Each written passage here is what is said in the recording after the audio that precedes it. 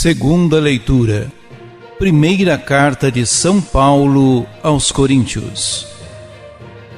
Irmãos, aspirais aos dons mais elevados. Eu vou ainda mostrar-vos um caminho incomparavelmente superior.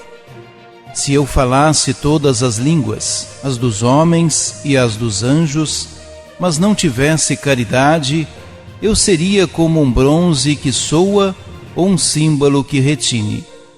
Se eu tivesse o dom da profecia, se conhecesse todos os mistérios e toda a ciência, se tivesse toda a fé a ponto de transportar montanhas, mas se não tivesse caridade, eu não seria nada. Se eu gastasse todos os meus bens para sustento dos pobres, se entregasse o meu corpo às chamas, mas não tivesse caridade, isso de nada me serviria. A caridade é paciente, é benigna, não é invejosa, não é vaidosa, não se ensoberbece, não faz nada de inconveniente, não é interesseira, não se encoleriza, não guarda rancor, não se alegra com a iniquidade, mas se regozija com a verdade. Suporta tudo, crê tudo, espera tudo, desculpa tudo. A caridade não acabará nunca. As profecias desaparecerão, as línguas cessarão, a ciência desaparecerá.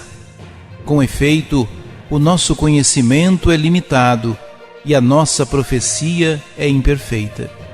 Mas, quando vier o que é perfeito, desaparecerá o que é imperfeito. Quando eu era criança, falava como criança, pensava como criança, raciocinava como criança. Quando me tornei adulto, rejeitei o que era próprio de criança. Agora, nós vemos num espelho, confusamente, mas, então, veremos face a face. Agora conheço apenas de modo imperfeito, mas então conhecerei como sou conhecido. Atualmente permanecem estas três coisas: fé, esperança, caridade.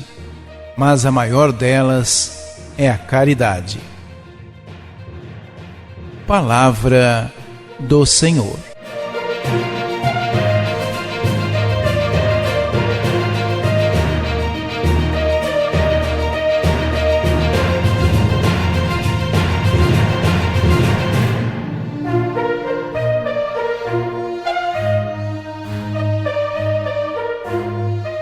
A segunda leitura deste domingo, da primeira carta de Paulo aos Coríntios, é também chamada de hino à caridade. Nela, o apóstolo descreve o amor como modo de agir que deve caracterizar o cristão. É o amor desinteressado, gratuito, fraterno e solidário. É muito mais que um sentimento, pois não é um agir egoísta, mas capaz de se estender até a quem não conhecemos, porque não buscamos nada em troca. Paulo exorta a comunidade de Corinto a se nutrir desse amor, cuidando dos que sofrem.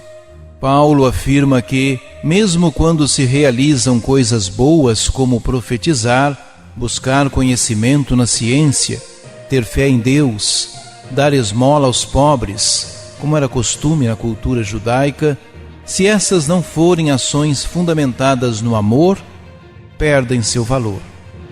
Se o objetivo de tais ações for a busca de prestígio e aplausos, ou se elas forem praticadas apenas por tradição, não podem ser consideradas frutos da caridade.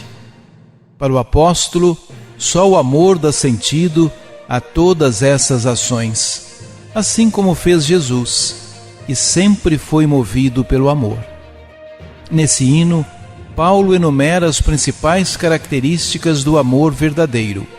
É paciente, benigno, não se enche de orgulho, não é invejoso, não guarda rancor, não se alimenta de vingança, mesmo quando ofendido, não responde com irritação, não compactua com a injustiça, não guarda ressentimento, enfim, É capaz de tudo perdoar e dar nova chance a quem errou e se arrependeu de coração. É o amor incondicional que se inspira no próprio Deus e não em nós, seres humanos.